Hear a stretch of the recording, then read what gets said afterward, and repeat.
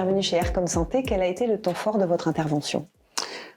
Ça a été le moment où les gens ont commencé à poser des questions parce que, évidemment, je les ai assommés pendant 30 minutes à peu près.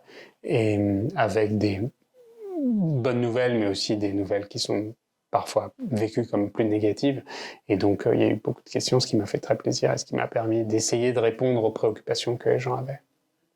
Alors, vous venez de sortir votre second livre, Le suicide de l'espèce. Est-ce que vous pourriez nous en dire 2 mots? Oui, bien sûr. C'est un livre qui essaye d'analyser l'état de la santé mondiale au XXIe siècle, avec un accent en particulier de l'analyse sur une anomalie que chacun peut observer, qui est que la société mondiale produit de plus en plus de risques, tout en dépensant de plus en plus d'argent pour essayer d'atténuer les effets de ces risques, c'est-à-dire de lutter contre les maladies.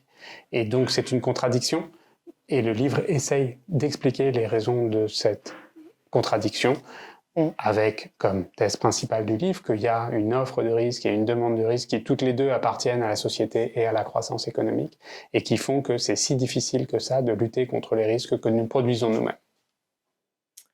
Et enfin, vous avez découvert Aircom Santé. Si vous pouviez partager avec nous un mot commençant par R, important pour vous, ça serait R comme?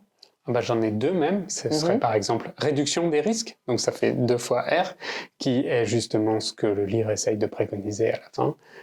Et il essaye de donner des méthodes qui pourraient marcher parce qu'on a déjà réussi à réduire certains risques, comme la pollution dans les pays riches, comme le tabagisme, comme le plomb, ou comme évidemment le sous-développement. Et donc on sait ce qui peut marcher pour réduire les risques, mais il s'avère que les risques qui sont en croissance dans le monde sont probablement en croissance parce qu'on n'a pas appliqué les méthodes qui marchent contre elles.